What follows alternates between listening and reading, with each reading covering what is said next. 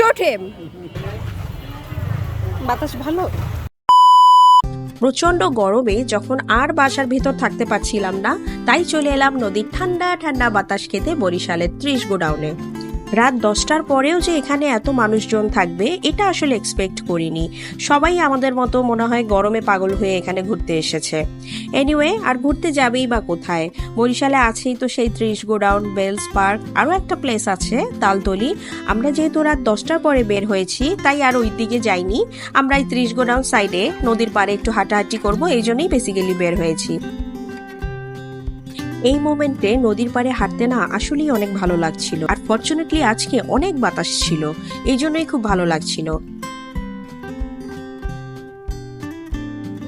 এরপরে আমরা নদীর পাড়ে বসে বসে কফি খেলাম। প্রচন্ড গরমেও কফি খেতে ভালো লাগছিল, আর আমার এখান থেকে যেতেই ইচ্ছা করছিল না, কারণ এত বাতাস যে আমি একটু পরপরই শুধু যেখানে বসার জায়গা সেখানে গিয়ে গিয়ে বসে পড়ছিলাম। আর এই প্লেসটাতে মানুষজন একটু কম থাকাতে আমার অনেক বেশি ভালো লাগছিল।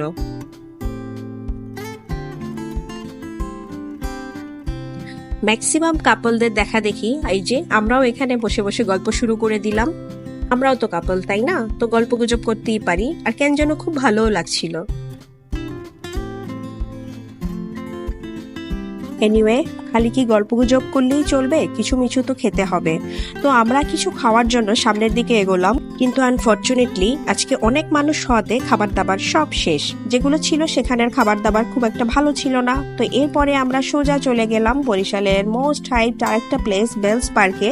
এখানেও অনেক মানুষজন ছিল, আর এখানের খাবার দাবারের দোকানগুলো বেশ জমজমাট ছিল।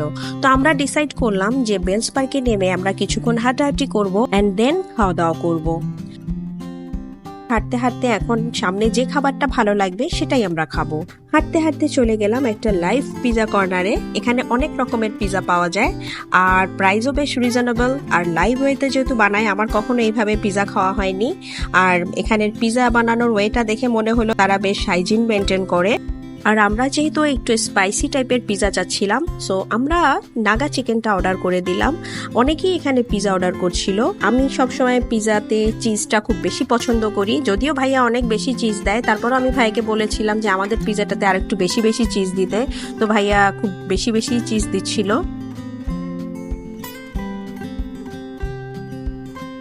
আর এই যে এখানে বসে বসে আমি পিজার জন্য অপেক্ষা করছি। বাই দ্য ওয়ে, এই পাখা দুইটা আমি হঠাৎ করে দেখে খুব ভালো লাগছিল, তো আমি এই পাখা দুইটা কিনে ফেলেছি। ইন দ্য মিন টাইম আমাদের পিজাও হয়ে গেল, আর দেখে বেশ ইয়ামি লাগছিল। সো এখন খেয়ে দেখার পালা। তো পিজাটা আমরা এখানে খাবো না, আমরা ভাইয়াকে পিজাটা প্যাক করে দিতে বললাম, আর সোজা পিজাটা নিয়ে চলে গেলাম বেলস পার্কের মাঝখানে। সো আমরা এখন মাঠের দিকে এগোচ্ছি, আর মাঠের মাঝখানে বসে আরাম করে এখন পিজা খাবো। পিজার সাথে তো আবার কোক ছাড়া চলে না। বাই দ্য ওয়ে, আমরা কিন্তু কোক অনেক দিন ধরে খাই না, কিন্তু এখানে কোক ছাড়া আমরা অল্টার আরসি, কোলা বা মোজো পাচ্ছিলাম না, তাই বাধ্য হয়ে কোকটাই নিলাম। আর পিজার সাথে কোলা ছাড়া তো জমে না, তাই না? অ্যান্ড এই যে আমাদের গরম গরম পিজা।